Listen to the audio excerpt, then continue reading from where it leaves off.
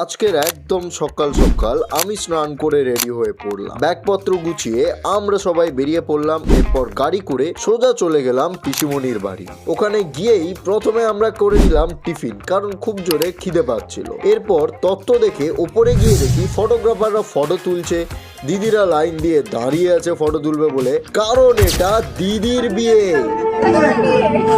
এখন গায়ে হলুদের পর্ব চলছে, খুব সুন্দর একটা রিচুয়াল। বাঙালিদের কাছে সবাই উলু দিয়ে এটাকে সেলিব্রেট করছে, কিন্তু আমার ভাই